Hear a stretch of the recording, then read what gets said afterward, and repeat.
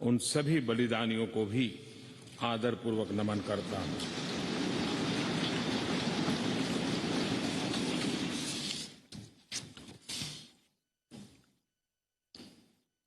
आदरणीय महानुभाव, कभी हम सोचें कि आज अगर हमें संविधान निर्माण करने की नौबत होती तो क्या होता। आजादी के आंदोलन की छाया, देशभक्ति का ज्वाला, भारत विभाजन की विभीषिका, इन सब के बावजूद भी देश हित सुप्रीम हरेक के हृदय में यही एक मंत्र था। विविधताओं से भरा हुआ देश, अनेक भाषाएं, अनेक बोलियां, अनेक पंथ, अनेक राजे रजवाड़े, इन सब के बावजूद भी संविधान के माध्यम से पूरे देश को एक बंधन में बांध करके आगे बढ़ाने की योजना बनाना, आज के संदर्भ में देखें तो पता नहीं संविधान का एक पेज भी हम पूरा कर पाते, क्योंकि नेशन फर्स्ट कालक्रम से राजनीति ने उस पर इतना प्रभाव पैदा कर दिया है कि देश हित भी कभी कभी पीछे छूट जाता है। ये उन महानुभावों को प्रणाम इसलिए करना चाहूंगा क्योंकि उनके भी अपने विचार होंगे, उनके विचारों की भी धारा होगी, उस धारा में धार भी होगी, लेकिन फिर भी राष्ट्रहित सुप्रीम होने के नाते सबने मिल बैठ करके एक संविधान दिया।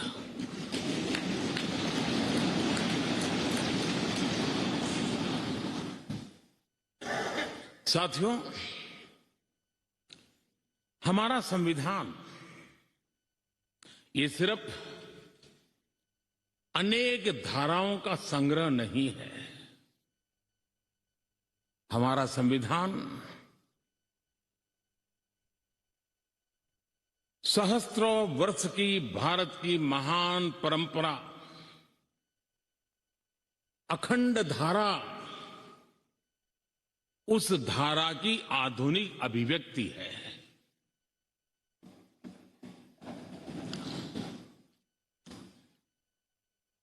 और इसलिए हमारे लिए लेटर एंड स्पिरिट में संविधान के प्रति समर्पण, और जब हम इस संवैधानिक व्यवस्था से जनप्रतिनिधि के रूप में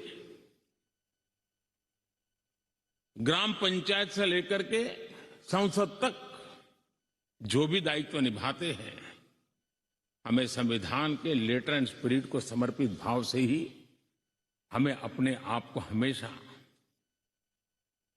सज्ज रखना होगा। और जब ये करते हैं तो संविधान की भावनाओं को कहां चोट पहुंच रही है, उसको भी हम नजरअंदाज नहीं कर सकते हैं। और इसलिए इस संविधान दिवस को हमें इसलिए भी मनाना चाहिए कि हम जो कुछ भी कर रहे हैं वो संविधान के प्रकाश में सही है कि गलत है, हमारा रास्ता सही है कि गलत है। हर वर्ष संविधान दिवस बनाकर के हमने अपने आप को मूल्यांकन करना चाहिए। अच्छा होता देश आजाद होने के बाद 26 जनवरी प्रजासत्ताक पर्व की शुरुआत होने के बाद हमें 26 नवंबर को संविधान दिवस के रूप में देश में मनाने की परंपरा बनानी चाहिए थी, ताकि उसके कारण हमारी पीढ़ी दर पीढ़ी संविधान बना कैसे, कौन लोग थे इसको बनाते थे, किस परिस्थितियों में बना, क्यों बना, हमें संविधान कहां ले जाता है, कैसे ले जाता है, किसके लिए ले जाता है, इन सारी बातों की हर वर्ष अगर चर्चा होती है तो संविधान जिसको दुनिया ने एक जीवंत इकाई के रूप में माना है,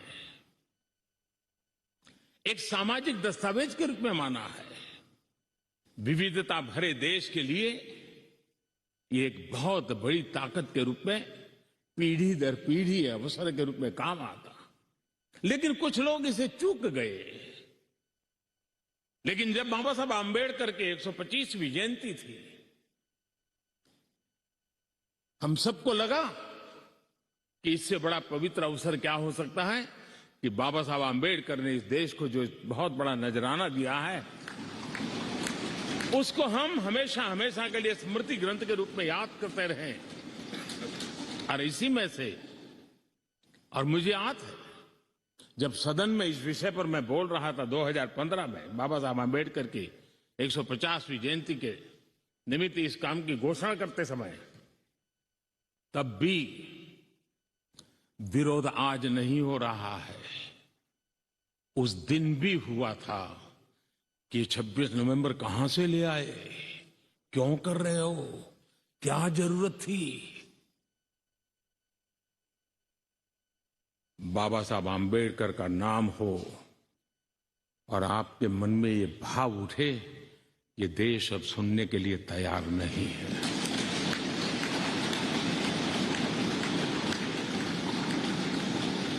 और आज अब भी बड़ा दिल रख करके खुले मन से बाबा साहब आंबेडकर जैसे मनीषियों ने देश को जो दिया है, इसका पुण्य स्मरण करने की तैयारी ना होना, ये भी एक चिंता का विषय है। साथियों, भारत एक संवैधानिक लोकतांत्रिक परंपरा है। राजनीतिक दलों का अपना एक अहम महत्व है और राजनीतिक दल भी हमारी संविधान की भावनाओं को जन जन तक पहुंचाने का एक प्रमुख माध्यम है। लेकिन संविधान की भावना को भी चोट पहुंची है। संविधान के एक एक धारा को भी चोट पहुंची है जब राजनीतिक दल अपने आप में अपना लोकतांत्रिक कैरेक्टर खो देते हैं। जो दल स्वयं लोकतांत्रिक कैरेक्टर खो चुके हो, वो लोकतंत्र की रक्षा कैसे कर सकते हैं।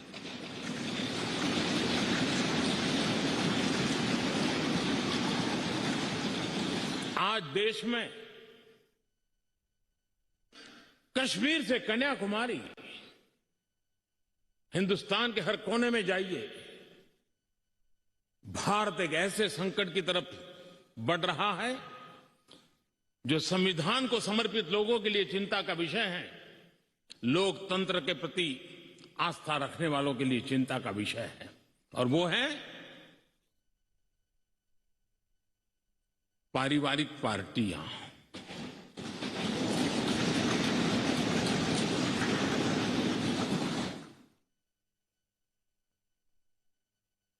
राजनीतिक दल, party for the family, party by the family,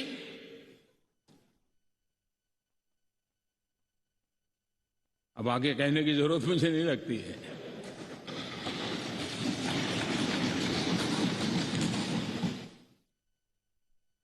Kashmir से कन्याकुमारी हरी राजनीतिक दलों की तरफ देखिए, ये लोकतंत्र की भावना के खिलाफ है।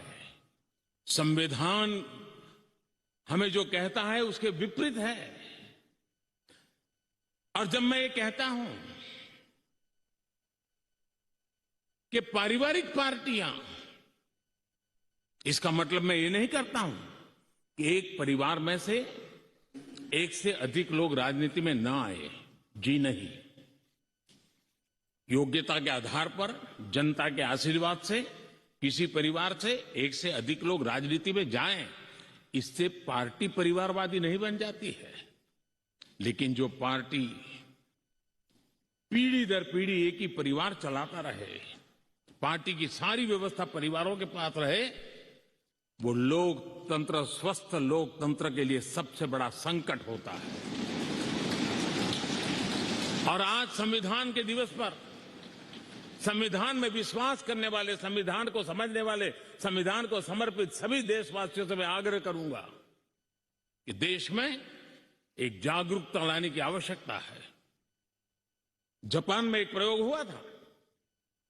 जापान में देखा गया कि कुछ ही पॉलिटिकल फैमिली ही व्यवस्था में चल रहे हैं, तो किसी ने बीड़ा उठाया था कि वो नागरिकों को तैयार करेंगे और पॉलिटिकल फैमिली के बाहर के लोग निर्णय प्रक्रिया में कैसे आए। और बड़ी सफलतापूर्वक 30-40 साल लगे, लेकिन करना पड़ा। लोकतंत्र को समृद्ध करने के लिए हमें भी हमारे देश में ऐसी चीजों की ओर जाने की आवश्यकता है, चिंता करने की आवश्यकता है, देशवासियों को जगाने की आवश्यकता है। उसी प्रकार से हमारे यहां भ्रष्टाचार, क्या हमारा संविधान भ्रष्टाचार को अनुमति देता है? कानून है, नियम है, सब है। लेकिन चिंता तब होती है कि जब न्यायपालिका ने स्वयं ने किसी को अगर भ्रष्टाचार के लिए घोषित कर दिया हो, भ्रष्टाचार के लिए सजा हो चुकी हो, लेकिन राजनीतिक स्वार्थ के कारण उसका भी महिमा मंडन चलता रहे, भ्रष्टाचार को नजरअंदाज करके सिद्ध हुई हकीकतों के बावजूद भी जब राजनीतिक लाभ के लिए सारी मर्यादाओं को तोड़कर, लोक लाज को तोड़ करके उनके साथ बैठना उठना शुरू हो जाता है, तो देश के नौजवान के मन में लगता है कि अगर इस प्रकार से राजनीति के क्षेत्र में नेतृत्व करने वाले लोग भ्रष्टाचार में डूबे हुए लोगों की प्राण प्रतिष्ठा कर रहे हैं, मतलब उनको भी वो मिलता रास्ता मिल जाता है कि भ्रष्टाचार के रास्ते पर चलना बुरा नहीं है। 2-4 साल के बाद लोग स्वीकार कर लेते हैं कि हमें ऐसी समाज व्यवस्था खड़ी करनी है। क्या समाज के अंदर, हां, भ्रष्टाचार के कारण कोई अगर गुना सिद्ध हो चुका है तो उसको सुधरने के लिए मौका दिया जाए, लेकिन सार्वजनिक जीवन में प्रतिष्ठा देने की जो स्पर्धा चल पड़ी है, ये मैं समझता हूं अपने आप में नए लोगों को लूटने के रास्तों पर जाने के लिए मजबूर करती है। और इसलिए हमें इससे चिंतित होने की जरूरत है। यह आजादी के 75 साल है, यह अमृत काल है। हमने अब तक आजादी के 75 साल दरमियान देश जिस स्थिति से गुजरा था, अंग्रेज भारत के नागरिकों के अधिकारों को कुचलने पर लगे हुए थे और उसके कारण हिंदुस्तान के नागरिकों को उसके अधिकार मिले, इसके लिए लड़ना बहुत स्वाभाविक था और जरूरी भी था। महात्मा गांधी समेत हर कोई भारत के नागरिकों को उनके अधिकार मिले, इसलिए वो लड़ते रहे, ये बहुत स्वाभाविक है। लेकिन ये भी सही है कि महात्मा गांधी ने आजादी के आंदोलन में भी अधिकारों के लिए लड़ते लड़ते भी देश को कर्तव्य के लिए तैयार करने के लिए लगातार कोशिश की थी। उन्होंने भारत के नागरिकों में उस बीज को बोने की लगातार कोशिश की थी कि सफाई करो, प्रौढ़ शिक्षा करो, नारी सम्मान करो, नारी गौरव करो, नारी को एम्पावर करो, खादी पहनो, स्वदेशी का विचार, आत्मनिर्भर भारत का विचार, कर्तव्यों की तरफ महात्मा गांधी लगातार देश को तैयार करते रहे। लेकिन आजादी के बाद महात्मा गांधी ने जो कर्तव्य के बीज बोए थे, वो आजादी के बाद वटवृक्ष बन जाने चाहिए थे। लेकिन दुर्भाग्य से शासन व्यवस्था ऐसी बनी कि उसने अधिकार अधिकार अधिकार के ही बातें करके लोगों को एक ऐसी अवस्था में रखा कि हम हैं तो आपके अधिकार पूरे होंगे।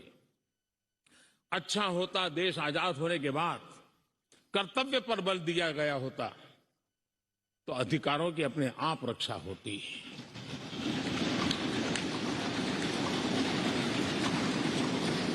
कर्तव्य से दायित्व का बोध होता है, कर्तव्य से समाज के प्रति एक जिम्मेवारी का बोध होता है।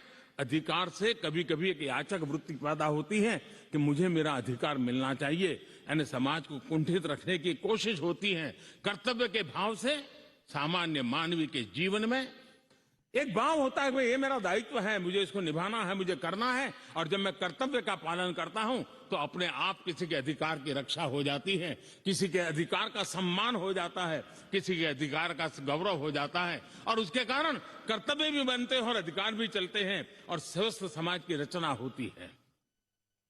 आजादी के अमृत महोत्सव में हमारे लिए बहुत आवश्यक है कि हम कर्तव्यों के माध्यम से अधिकारों की रक्षा करने के रास्ते पर चल पड़े। कर्तव्य का वो पथ है जिसमें अधिकार की गारंटी है। कर्तव्य का वो पथ है जो अधिकार सम्मान के साथ दूसरे को सुपुर्द करता है, उसके हक को दे देता है। और इसलिए आज जब हम संविधान के दिवस को मना रहे हैं तब हमारे भीतर भी यही भाव निरंतर जगता रहे कि हम कर्तव्य पथ पर चलते रहें। कर्तव्य को जितनी अधिक मात्रा में निष्ठा और तपस्या के साथ हम मनाएंगे, हर किसी के अधिकारों की रक्षा होगी। और आजादी के दीवानों ने जिन सपनों को लेकर के भारत को बनाया था, उन सपनों को पूरा करने का सौभाग्य आज हम लोगों को मिला है। हम लोगों ने मिलकर के उन सपनों को पूरा करने में कोई कसर नहीं छोड़नी चाहिए। मैं फिर एक बार स्पीकर महोदय का इस महत्वपूर्ण अवसर के लिए बहुत बहुत बधाई देता हूं, अभिनंदन करता हूं। उन्होंने इस कार्यक्रम की रचना की। ये कार्यक्रम किसी सरकार का नहीं था, ये कार्यक्रम किसी राजनीतिक दल का नहीं था, ये कार्यक्रम किसी प्रधानमंत्री ने आयोजित नहीं किया गया था।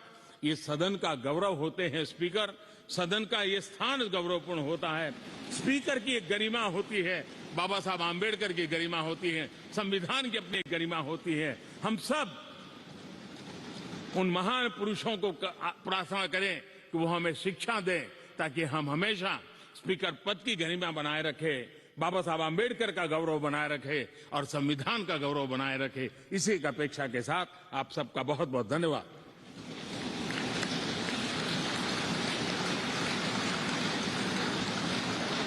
धन्यवाद माननीय प्रधानमंत्री जी। अब मैं आग्रह करती हूँ माननीय उपराष्ट्रपति जी एवं राज्यसभा के सभापति श्री एम वेंकैया नायडू जी से कि वे विशिष्ट सभा को संबोधित करें।